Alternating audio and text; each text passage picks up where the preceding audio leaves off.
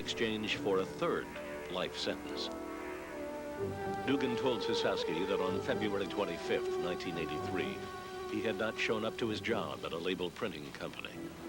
Instead, he got high on marijuana and spent the day driving around Naperville, stopping at an elderly woman's house for help when he had car trouble.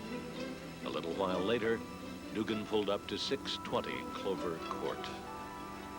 He approached the Nicarico house, I believe, to commit a burglary. He told me he could see Jeanine through a window in the front door. He spoke to her and said, "Can I borrow a screwdriver?" She said, "No." And he said, "Can I use your telephone?" And she said, "I can't let you use my telephone." He then said to me, "I knew she was alone." Dugan said he kicked in the front door and chased Jeanine upstairs. He wrapped her in a bedsheet and blindfolded her with a towel. Dugan then drove Jeanine to the nature trail, where he said he raped her, hit her over the head with a tire iron, and fled.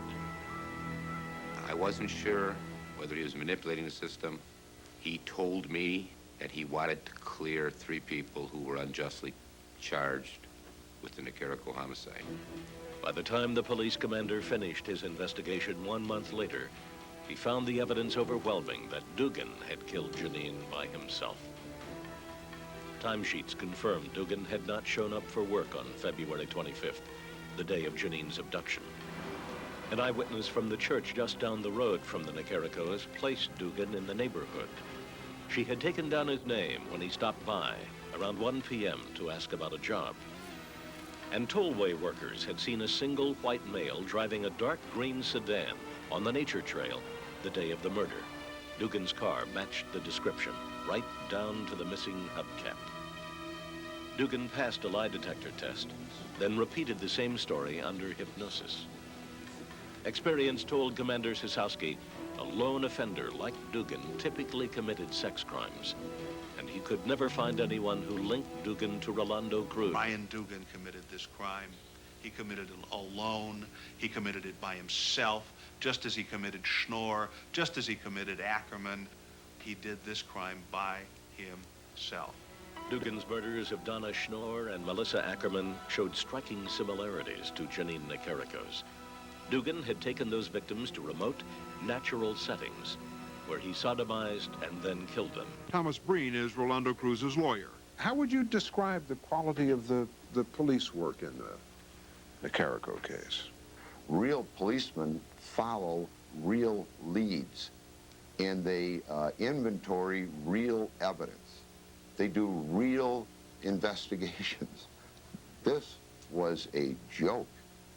A joke, Breen says, because Brian Dugan was never questioned, even though he was right under the noses of the police the whole time. Dugan had been arrested in the DuPage County area 27 times for burglaries and assaults on women.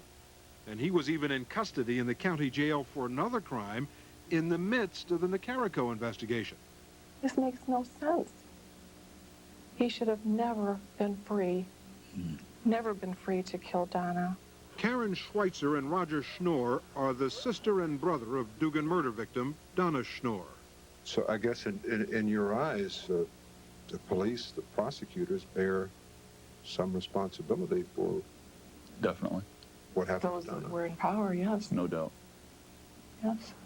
There was pressure to find the murderer or murderers of Jeanine, and therefore I think they found 3 people, and it was to further their own careers that they find someone to pin it on and ignore the real killer, who then was free to do what he wanted, which was kill Donna. What would you say to the family of Donna Schnorr, who said that if the police had done their job, if you had done your job properly, she would still be alive? The police worked countless hours, uncompensated hours. The police, the prosecutors, everybody who was involved in this case, doing their level best to find the people who committed this crime. To this day, despite his confession and DNA testing that shows his semen matches the semen found in the body of Jeanine Nicarico, Brian Dugan has not been charged with the murder. To charge Brian Dugan, this system has to admit it made a mistake. For them to admit that mistake, they also have to admit exactly what they're accused of, which is presenting perjured, fabricated, phony evidence to convict an innocent man. Has this case taught you anything about the criminal justice system that you didn't know? The terrible mix of prosecution and politics that can result, and the fact that if you take a heinous and inflammatory crime and misbehavior by prosecutors, you can convict innocent people and have them sentenced to death. Sisowski submitted his report to the DuPage County State's Attorney's Office in December 1985. It was not welcomed. It was, for whatever reason, argued, resented, and unaccepted.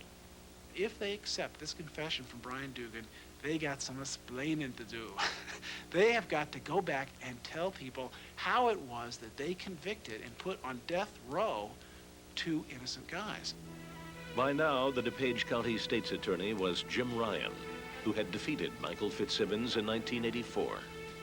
We always examined the evidence at every juncture and re-examined it with every new development. Prosecutors pointed out several inconsistencies in Dugan's story. He had failed to remember a 12-foot sailboat parked in the Nicarico's driveway. He had been mistaken about Jeanine's toenail polish. And he could not lead police to the house where he claimed to have stopped when he had car trouble. The inconsistencies didn't bother me at all. We're talking about a crime that he committed, again, 33 months before I talked to him. He made mistakes, but he never changed his story. The Nicaricos disagreed. They had gone over details with Sisowski several times during his investigation. They accused Sisowski of feeding Dugan information. And if indeed he was consciously fed by somebody, that to me is horrendous, it's frightening, and it's worse than the crime of our daughter being killed.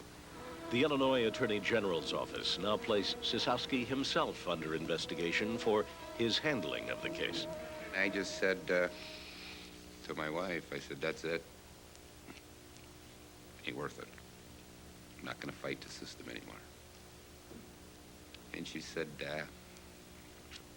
well, if you don't fight for Cruz and Hernandez, who is? I said, okay, we'll go through this one more time.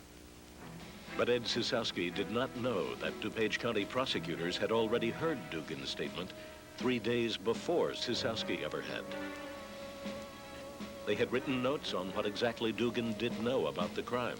They never told Sisowski or turned over their notes, which might have shed new light on the case and cleared Sisowski of the charge that he had fed Dugan information.